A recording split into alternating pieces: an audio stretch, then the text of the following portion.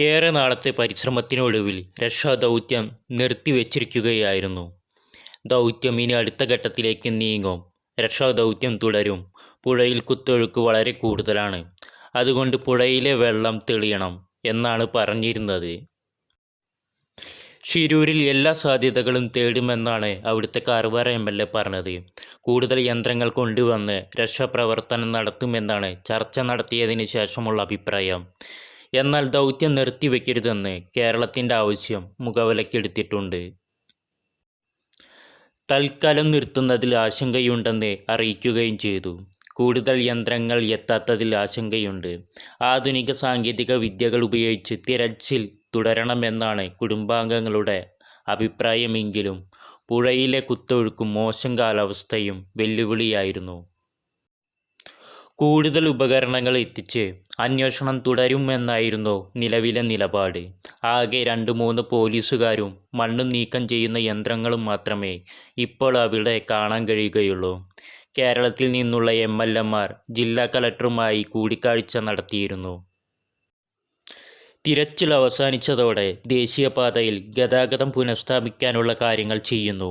21 ദിവസം കനത്ത മഴയാണ് അവിടെ പ്രവചിച്ചിരുന്നത്. കാലാവസ്ഥ അനുകൂലമായാൽ മാത്രം തിരച്ചിൽ നടത്താനാണ് നീക്കമുള്ളത്. അർജുനെ കൂടാതെ 2 പേരെ കൂടി കിട്ടാനുണ്ട്. പുഴയിൽ ഇറങ്ങിയുള്ള പരിശോധന അപ്രാപ്യമാണ് എന്നാണ് നേവി അടക്കമുള്ളവരുടെ അഭിപ്രായം. കുത്തൊഴുക്ക് അതിശക്തമായതിനാൽ ഒരു രീതിയിലുള്ള ഡൈവിങ്ങും അവിടെ നടത്താൻ കഴിഞ്ഞിരുന്നില്ല. ലോറി അവിടെ ഉണ്ടോ എന്നതിനെക്കുറിച്ചും ഒരു വ്യക്തതയില്ല. മാൽപ്പെ സംഘം നടത്തിയ തിരച്ചിലിൽ ലോറിയെക്കുറിച്ചുള്ള യാതൊരു വിവരവും ഒരു സൂചന പോലും ലഭിച്ചിട്ടില്ല. ഒടുവിൽ ഈശ്വർ മാൽപ്പെ സംഘം കൃത്യമായി ഡൈവിംഗ് നടത്തി. പക്ഷേ അവർക്ക് കണ്ടെത്താൻ കഴിഞ്ഞില്ല. അതീവ ദുഷ്കരം എന്നാണ് പറഞ്ഞത്. 20 വർഷത്തിനിടയിൽ ഒരുപാട് മൃതദേഹങ്ങൾ കണ്ടെത്തിയിട്ടുണ്ട്. എന്നാൽ ഇത്രയും ദുഷ്കരമായിട്ടുള്ള ദൗത്യം ആദ്യമായിട്ടാണ് ചെയ്യുന്നത്. അതിൻ്റെ ബുദ്ധിമുട്ടുണ്ട്. പക്ഷെ അദ്ദേഹം ശ്രമം നടത്തി. പക്ഷെ അത് പരാജയപ്പെട്ടിരിക്കുന്നു. ദൗത്യം വേണ്ടെന്ന് വയ്ക്കാനുള്ള സാഹചര്യത്തിലെത്തുന്നു. കാരണം അവിടെ ഒരുപാട് പ്രശ്നങ്ങളുണ്ട്. ഹൈവേ ദേശീയപാതയാണ്. അത് ദിവസങ്ങളായി അടഞ്ഞു കിടന്നിരുന്നു. രാത്രിയിൽ മാത്രം ഗതാഗതം അനുവദിക്കുന്നു. വൈദ്യുതി കണക്ഷൻ പോലും ടവർ മറിഞ്ഞ് നഷ്ടമായിരിക്കുന്നു. അത് പുനഃസ്ഥാപിക്കേണ്ട പണികൾ ഒരുപാടുണ്ടായിരുന്നു. ഈയൊരു സാഹചര്യത്തിൽ രക്ഷാപ്രവർത്തനം മുന്നോട്ട് കൊണ്ടുപോകണോ എന്നാണ് കർണാടക സർക്കാർ വാദിച്ചത്. ലോറിയിൽ അർജുൻ ഉണ്ടോ എന്ന കാര്യത്തിൽ വ്യക്തതയില്ല. ഈയൊരവസ്ഥയിൽ വലിയൊരു അനിശ്ചിതത്വമാണ് നിലനിൽക്കുന്നത്. ഇനിയുള്ള ഏക പ്രതീക്ഷ തൃശ്ശൂരിൽ നിന്നും ഡ്രഡ്ജിംഗ് മെഷീൻ കൊണ്ടുവന്ന് പ്രവർത്തനം പുനരാരംഭിക്കുക എന്നതാണ്. രക്ഷാപ്രവർത്തനത്തിൽ പറ്റിയ പാളിച്ചകൾ വലിയ വീഴ്ചയായിരുന്നു. ജീവനോടെ അർജുനെ തിരിച്ചു കിട്ടണേ എന്നായിരുന്നു എല്ലാവരുടെയും പ്രാർത്ഥന. എന്നാൽ കാണാതായി ഇത്ര ദിവസമായിട്ടും അതിനുള്ള സാധ്യത മങ്ങിയിരിക്കുകയാണ്. ഇതാണ് ഇതുവരെയുള്ള അവസ്ഥ. ഇപ്പോൾ നീരൊഴുക്ക് കുറഞ്ഞതായാണ് അറിയാൻ കഴിഞ്ഞത്. അങ്ങനെയെങ്കിൽ വീണ്ടും തിരച്ചിൽ പുനരാരംഭിക്കാനാണ് സാധ്യത. അർജുനെ കൂടാതെ 2 പേരെ കൂടി കിട്ടാനുണ്ട്. കരയിൽ തിരച്ചിൽ പൂർണ്ണമായും കഴിഞ്ഞതിനാൽ ഇനി പുഴ കേന്ദ്രീകരിച്ചുള്ള തിരച്ചിലാവും ഉണ്ടാവുക. നീരൊഴുക്ക് കുറഞ്ഞത് അർജുൻ്റെ കുടുംബത്തിന് വലിയൊരു ആശ്വാസം നൽകുന്നുണ്ട്.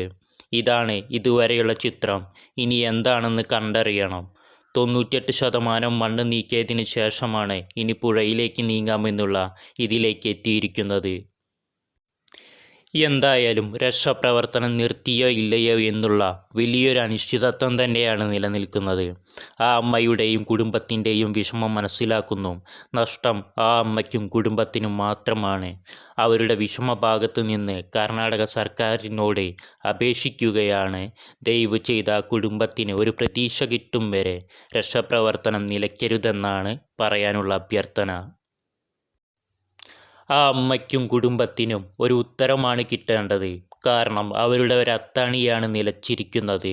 അതുപോലെ തന്നെ അർജുൻ വിഷയത്തിൽ വലിയ കനിവും ഉത്കണ്ഠയാണ് കേരളത്തിലെ ഓരോ മലയാളി സുഹൃത്തുക്കൾക്കും ഉള്ളത്. ഓരോ ദിവസവും അർജുനെ കിട്ടിയോ ഇല്ലയോ എന്നൊരു അപ്ഡേറ്റിന് വേണ്ടിയാണ് അവർ സോഷ്യൽ മീഡിയ തിരയുന്നത്. അതിനും ഒരു ഉത്തരം കിട്ടേണ്ടതുണ്ട്. ഇവരുടെ എല്ലാം ഉത്തരത്തിന് വേണ്ടി അഭ്യർത്ഥിക്കുകയാണ്. രക്ഷാപ്രവർത്തനം നിർത്തിവെക്കരുത്, കണ്ടിന്യൂ ചെയ്യണമെന്ന് അപേക്ഷിക്കുകയാണ്.